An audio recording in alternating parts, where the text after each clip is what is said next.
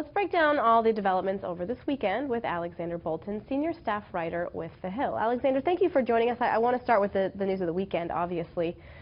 We heard Sean Spicer say that the White House is demanding Congress add more to their already investigation of Russian meddling in the election. I want to ask you if that would have already been included in their investigation. Would they have been looking at any communication within the executive branch or with other entities?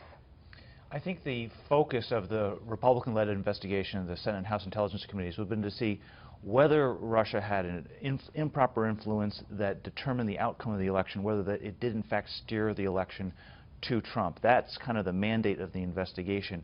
Now, what the Democrats are trying to turn this investigation into is to find out what ties did Trump advisors have with Vladimir Putin and his inner circle. Was there some sort of quid pro quo?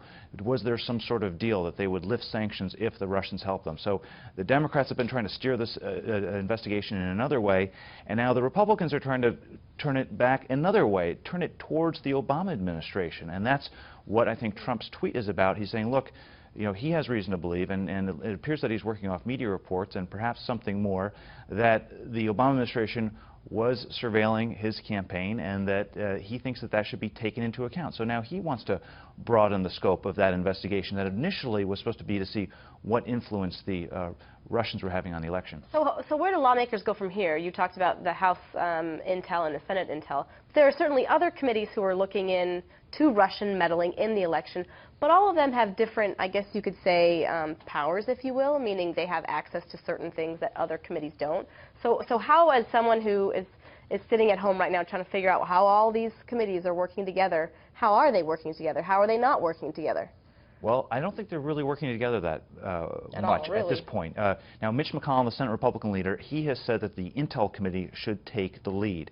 And the advantage the Intel Committee has is that it can review classified information, and a lot of these allegations hinge on wiretaps, classified information, so they are ideally suited to look into it. However, there are questions whether Richard Burr, the chairman, is independent enough to conduct that investigation. Those are allegations and questions that the Democrats are raising. Now, the two key players here, I think, are John McCain, the chairman of the Senate Armed Services Committee, who he's emerged as one of Trump's toughest critics in Washington, in Congress. He's a maverick. He took on George Bush in the past and Barack Obama when they were president.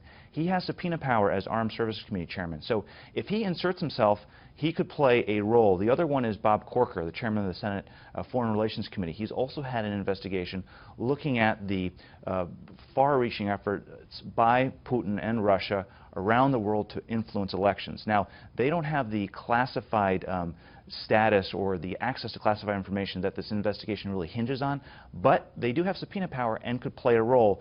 Both of them, McCain and Corker, they're known as independents, so we'll see where they go. So far, they've kind of been keeping their powder dry, but if they feel the investigation isn't making enough progress or isn't revealing enough answers to the public, then they perhaps could get involved more actively. Okay, before I let you go, I do want to get your reaction to sort of the latest political fallout and reaction from lawmakers with the recusal of Attorney General Jeff Sessions. Are you hearing more hardliners calling for him to step down, or you feel as if maybe the tensions are not quite as strong as they were initially on Thursday and Friday?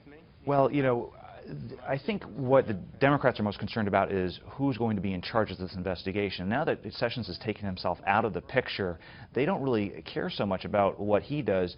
They're now worried about getting a special counsel in place. It doesn't appear, though, that there's a whole lot of Republican support for that. A couple of Republicans at the end of the week said, you know, maybe a special counsel is needed.